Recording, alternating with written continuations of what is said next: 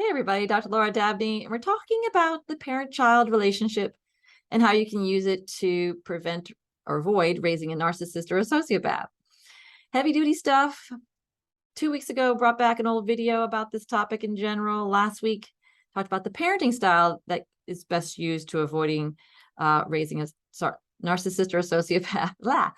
And this week, I want to talk about the specifics you can do, specific ways you can help avoid raising a sociopath. So let's get right into it here. First of all, let's talk about punishments. Please, oh, please, oh, please stop punishing your children. Punishments are used for younger children who can't reason. Once your child can reason, middle school or beyond, we want to stop the punishments. Okay? If a child can reason, you should and can reason with them, your reasoning, and to get their reasoning by asking questions about what went on and come up with a plan of how to do it better in the future. That's the template we all use in healthy relationships now. How many relationships do you have in which punishment is being used or accepted? Hopefully none, because it's abnormal. So please stop using it. Okay, it doesn't work. It just creates this vicious circle, and you're sort of encouraging the manipulative behavior that comes after that, because no child wants to be punished. No adult, not adult child, but older child wants to be punished. So they start getting manipulative, and you start kind of encouraging the manipulative behavior of sociopaths. Okay, so use reasoning instead. We want them to use reasoning. Okay, second, let them make their plans, especially if you know they're going to fail. This always gets parents in a flux, like, what? Yes, because again, we want to create the relationship with our child we want them to have in future years. We don't want them to be the type of person who steps in on everybody. You're going to fail, so you have to do it my way. Or to step back and go, well, I told you so, when they do fail. You want to show them that failure in a relationship it happens. And this is a healthy way of dealing with it, by being supportive of their plan, even when you don't believe in the plan. Okay, as long as it's not going to hurt you. Okay, then if they're going to try doing X to go out for the soccer team, and you know that's X is not going to work, zip it. And then when they come to you crying and hurt or upset, believe me, I do know how that it's just as upsetting for us, but to be empathic and supportive is what you want to be at that point. Okay, that's what you want them to do in the future with somebody. I'm so sorry that happened. Gosh, do you want to talk about ways you could have done it differently, or ways you can kind of fix this now? If they come up with a plan on how to fix it or do better next time, that builds self-esteem.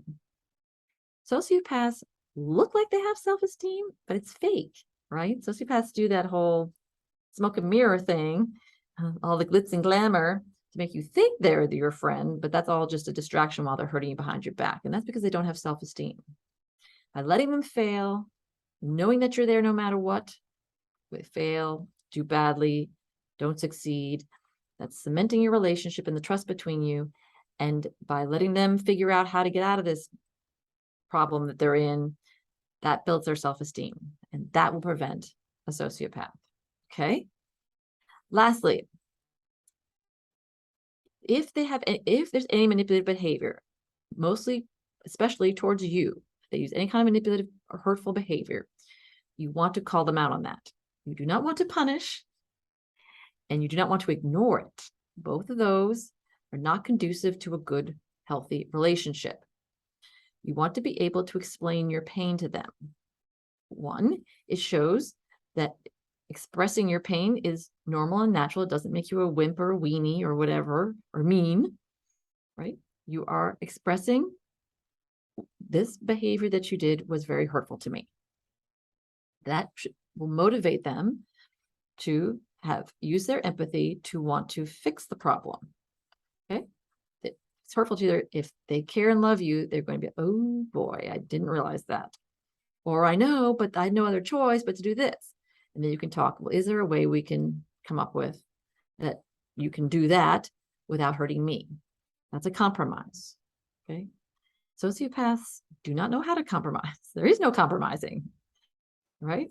They look like they're complicit or compliant, but they just, instead of coming back to you and telling you they're hurt, they just go behind your back and hurt you back. Okay, so we want to let your child know that it's normal to talk about pain points with a friend or significant other.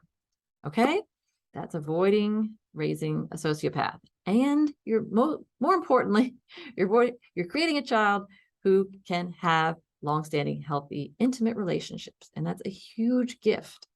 A lot of people talk to me about, well, you have to give them punishments because if they're in a job, they don't do their job, they're going to be punished, they're going to lose their job or have pay taken away. Okay, then have your kid have a job.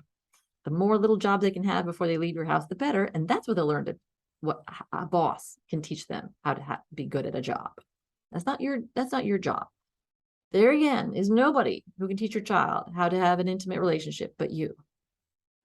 You can learn on the job training, on the job skills at a job. And again, pat yourself on the back if they go into a job, they do something like wear crazy clothing or do something crazy and they get fired and you didn't say anything. Good for you. Let the boss teach them that. You want them to learn these lessons in other places because you have your own important job to do. All right. Then they're going to go, oh, crap. Right. I got to go out and get another job. So good luck with that. Okay. So you want them to feel, you want them to be filled, you want them to do all these things, with other people and other situations so they can learn. You want them to learn these things under your roof so you can be sure they're on the right path for their future relationships. Okay.